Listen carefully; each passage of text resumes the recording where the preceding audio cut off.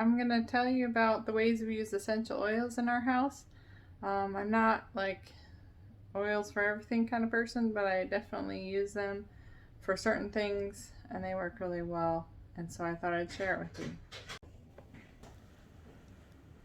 So the first thing I'm going to tell you about is we use this lavender, lemon, and peppermint in like a carrier oil. I'm just going to say I'm not a doctor. This is not medicine. I am just telling you what we use to support certain symptoms we're having. Always use caution and know your oils. Don't just use them willy-nilly, and definitely not full strength.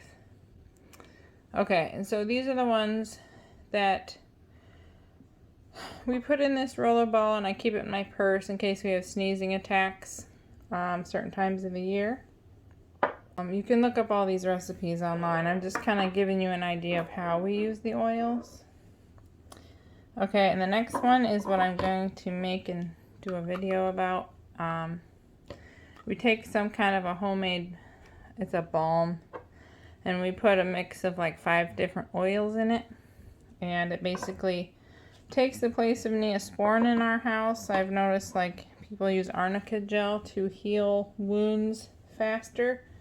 And we have a recipe of something we put on owies called owie cream, and I've noticed a huge difference. I did a test one time and somebody had 2 of the same injuries and one went away faster than the other, and I would attribute it to that.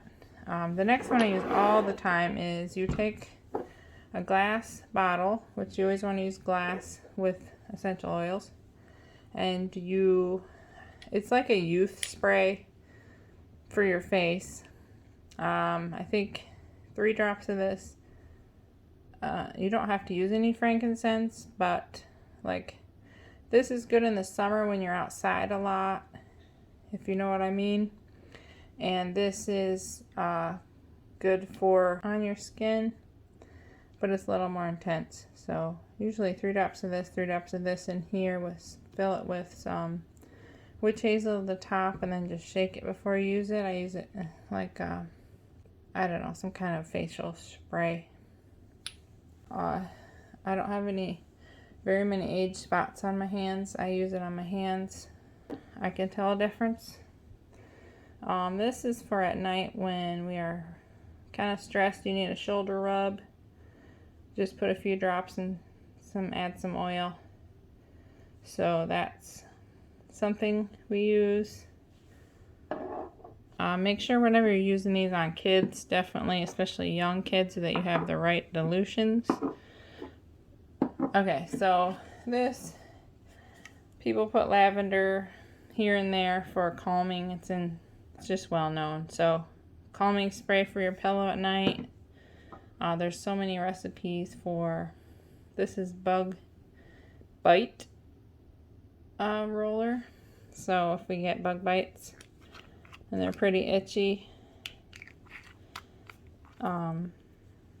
Also, this is for like downer spray, I call it.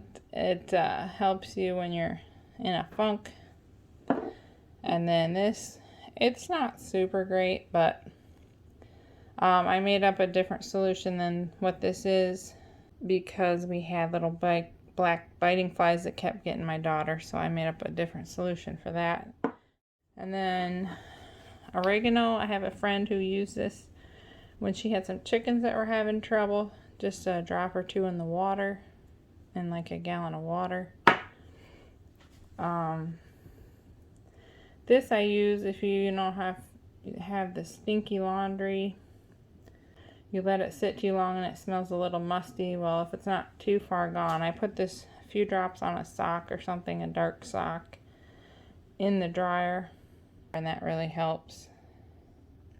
And also we use this to mix with bentonite clay for kind of a salve drying solution when we get tangled with those leaves of 3 that we should have let be.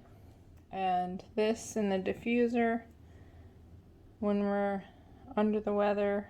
It's a good cleaner, disinfectant. This is one of my all-time favorites. That and lavender also, I forgot. When things do get too hot on my skin in the kitchen and it's really painful the next day, I just put this straight on it. It's great for taking the pain away. Also, we put it in when we get bee stings, we wash it, baking soda poultice, then we put this on, and then we take Benadryl if needed. So pain and irritation is something that makes me think of lavender. Okay, I think